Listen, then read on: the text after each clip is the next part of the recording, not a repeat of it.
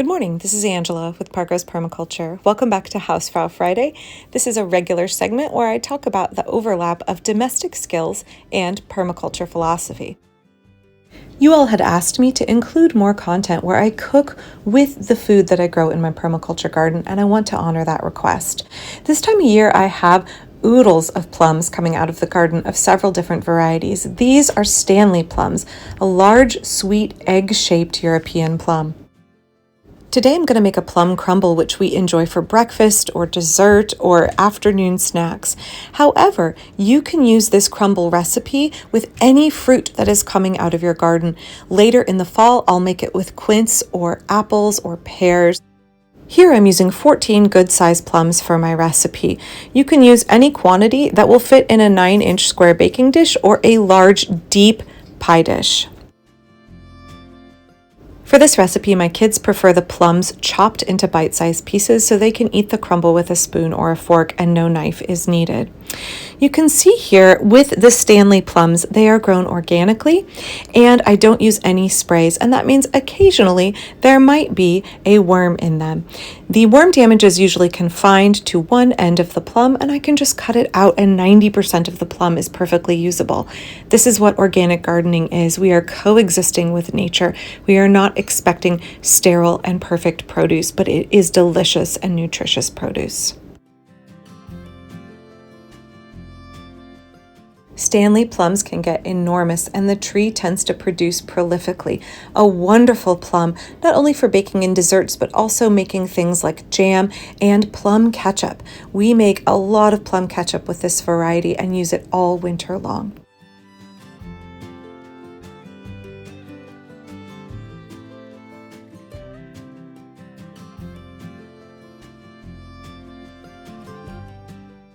To the plums themselves, I'm going to add 3 ingredients. The first is 3 tablespoons of powdered sugar. I like powdered sugar because the cornstarch in it helps thicken the juices that come out of the plums and make a really nice filling. You want to stir really thoroughly and macerate the plums a little bit as you go, thoroughly combining all of the powdered sugar.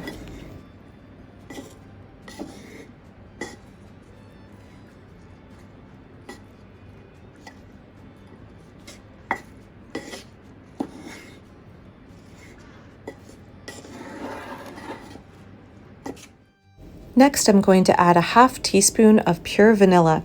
I make my own using vodka and vanilla beans, and don't judge me here, I always use the cap to measure because my cap is exactly 1/2 of a teaspoon. Now, Stanley plums are very sweet and they really lack acidity, so I add a little bit of apple cider vinegar to brighten the dish, about a 1/2 teaspoon to a teaspoon. Now, you can also add lime juice or lemon juice if you wish, but the acid really helps increase the quality of the filling.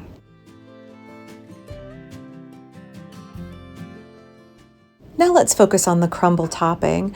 You need cold butter, about 1/3 of a cup, and I like to grate it. You could also chop it finely, but I find grating cold butter works very, very well.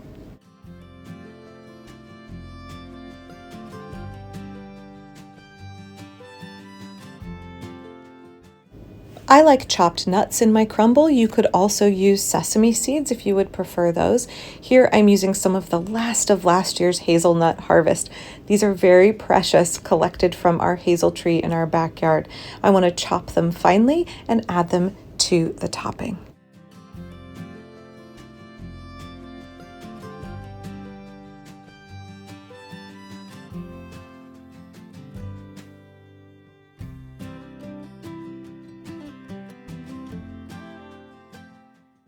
Now it comes time to add the dry ingredients. We have here 3/4 of a cup of packed dark brown sugar, 1 teaspoon of cinnamon, 1/2 teaspoon of salt, 3/4 of a cup of all-purpose flour, and 3/4 of a cup of rolled oats.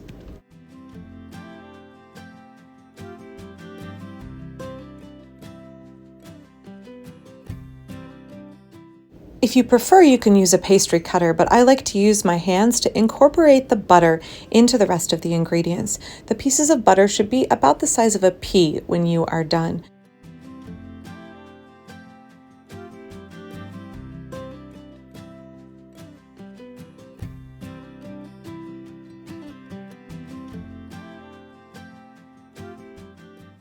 Evenly sprinkle the crumble topping over the fruit and then dot with another 2 to 3 tablespoons of butter.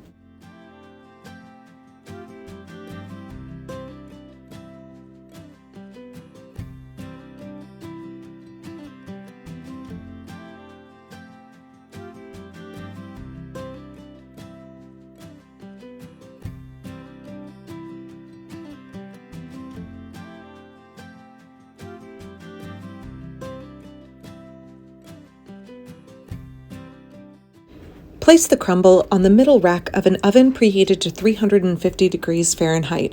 Bake for 40 to 55 minutes, making sure to turn and check. The top should be nice and brown and the fruit should be bubbling when the dish is done.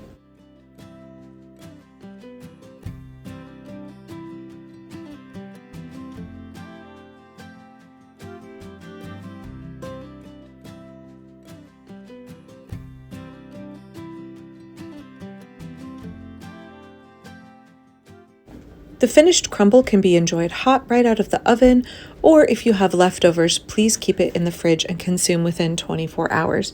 I find that my kids usually eat the entire thing in less than an hour, so leftovers are not a worry for us.